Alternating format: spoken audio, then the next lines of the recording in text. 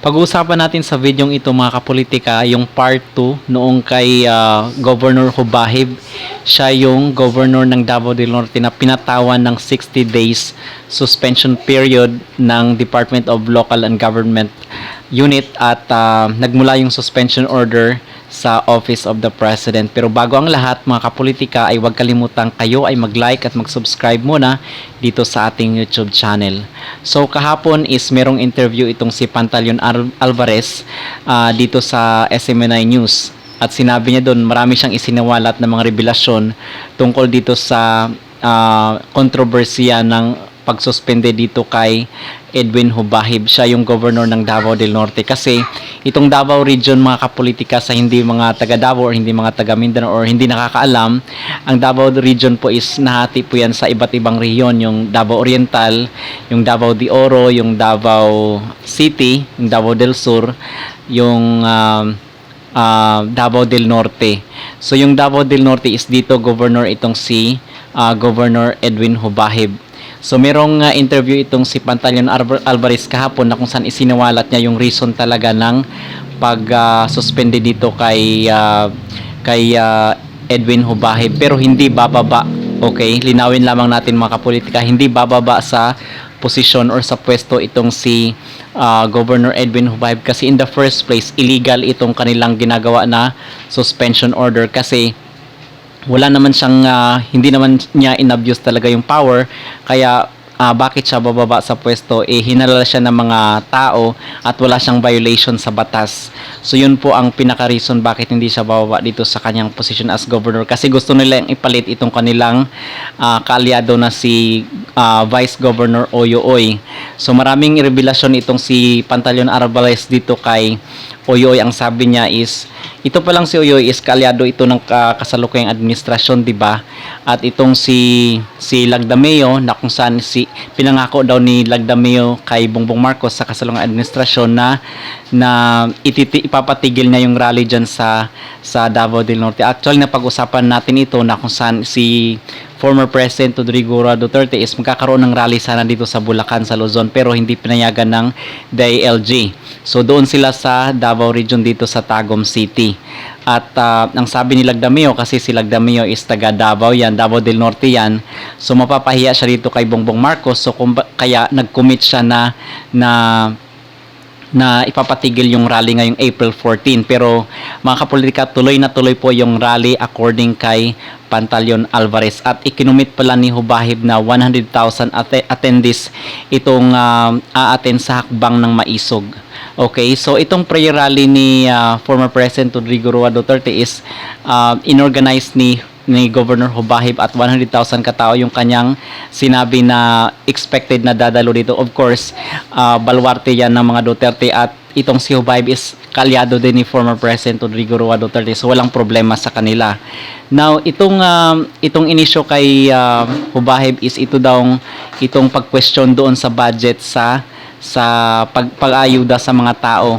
And actually itong si Oyoy sinabi dito na ito pala yung pasimuno dyan sa ayuda scam dyan sa Davao, kasi merong mga nakakatanggap daw ng mga ayuda dyan na 5,000 pero pinapasauli daw yung 4,000 kasi yung 4,000 is hinahati-hati nung mga taga LGU lang din na kanilang mga kampi of course dyan sa gobyerno dyan sa Davao del Norte. Ang sabi pa nga ni Alvarez is bumabalik daw yung mga problema dyan, halimbawa yung sa droga, yung corruption, naging talamak daw ngayon kasi itong si Oyoy mga kapolitika, sa hindi nakakaalam is kapamilya yan noong mayor din dyan sa Tagum City.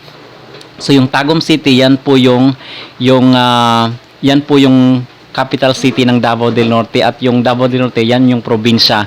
So yung vice governor itong si Oyoy at yung kanyang kapamilya, yung tatay niya ata yan dyan sa mayor sa Tagum City. So pareho silang nasa politika. Itong si Uy na mayor ng Tagum City mga kapolitika is natalo na yan dati, pero ngayon is nakabalik sa politika, pero napaka maliit lang yung margin ng nung katunggali niya last election, mga ilang libo lang ata yon yung naging difference nila at muntika na rin itong matalo. At so ang bottom line dito is itong Hubahib at at itong mga kaalyado nila Pantaleon Alvarez, sila Duterte is malakas dyan sa Davao del Norte. So ang bottom line dito, ang point dito is kung papayagan na mag-rally itong mga Duterte at kanyang mga kaalyado dyan sa Davao del Norte is baka babanggain itong, kasi nawawala na nga yung popularity kasi yung record ng mga Uy, yung Vice Governor at yung nila Lagdameo dyan sa Davao del Norte is ayaw na sa kanila ng mga tao. Okay? At natsambahan lang talaga na nanalo itong Uy nung previous election kasi impluwensya sa politika at yung mga parties nila. So yun po yun. So dito sa side nila Hubahib is baka babanggain itong Uy dito sa susunod na election kasi mag-election nga next year. So ito yung pinangangambahan din ng kabilang side, yung mga kalaban nila Duterte dyan sa Davao del Norte, na baka mawawalan silang popularity at baka at itong pala si Hubahib, mga kapolitika, is gustong kausapin itong si Lagdameo. Itong si Lagdameo is, sa hindi nakakilala sa kanila, is sila po yung pamilya na may hawak ng Davao del Norte sa loob ng ilang dekada. Pero pinagsawaan na rin sila ng mga tao kasi wala namang nakikitang progress or improvement dito sa probinsya. At sila nga lang din yung umuunlad dyan, yung mga plantation nila, yung mga banana plantation nila at malalawak na lupain. Napag-usapan na natin yan doon sa ating previous video. So panoorin nyo na lang. So ang sabi rin dito ni Pantaleon Alvarez ay ito pa lang si Hubahib or itong si Lagdameo is gustong kausapin itong si Hubahib para ipatigil or hindi bigyan ng permit itong rally dyan sa Davao del Norte ng hakbang ng Maisog. So ang ginawa ni Hubahib, kasi nga tutol siya dito sa gusto ni Lagdameo, is hindi niya sinipot sa isang restaurant dyan sa Tagum City.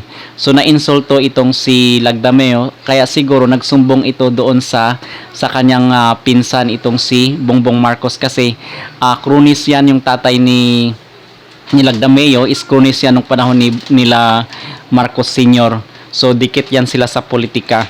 So hindi sinipot ni Hubahib itong si Lagdameo, kung kaya nagalit, kung kaya ibinaba yung suspension order, at grabe naman na 60 days at pinagbabawal na ngayon ayon doon sa sabi ni Governor Hubahib is tinanggalan na siya ng mga security at wala na siyang security, sabi doon sa kanyang interview sa SMNI. At ang sabi pa nga ni Pantaleon Alvarez is meron daw nga pumipila na tao dito sa opisina ni Governor Hubahib, kung kaya hindi niya mapuntahan itong si Lagdameo. Ang sabi niya is uunahin pa ba niya itong si Lagdameo, ang daming taong pumipila doon sa kanyang opisina para manghingi ng ayuda, kasi nga yung mga taong gipit at may mga halimbawa yung sa mga medical assistance, pupunta yan sila doon sa opisina ng gobyerno para humingi ng ayuda. So uunahin pa ba ni Hubahib yung pagkipag-usap dito kay Lagdameo kaysa dito sa mga tao na pumipila? Actually itong si Hubahib is hindi po yan isa pong napaka down to earth. Sinabi ko na doon sa ating previous video na kung saan nung first time in the history na itong mga pamilya sa Davao del Norte, kasi bumaha nga, di ba, nung February dito sa Davao del Norte, is namigay po ng 9,000 pesos sa kada pamilya, which is first time in the history doon sa mga binaha bilang ayuda sa mga tao. So yun pa lang is napaka-remarkable na yun sa mga tao, na kung saan is ito yung reason kung bakit ayaw ng mga kalaban sa politika na magkaroon sila ng rally, kasi yung popularity is lumalawak dito kay Hubahib. So yun po yun ang talagang punto doon kung bakit gusto nilang alisin sa pagkagobernador itong si Hubahib, pero ang sabi niya hindi siya bababa sa pwesto. At yun lang dapat naman talaga ang kanyang gagawin at nararapat na desisyon dito sa ginagawa ng kasalukuyang administrasyon. So yun lamang ang ating pag-uusapan at komentaryo sa isyong ito. Mga kapolitika, huwag kalimutang mag-like at mag-subscribe kayo dito sa aking YouTube channel para kayo ay updated sa isyu ng bansa at isyu ng lipunan. Maraming salamat.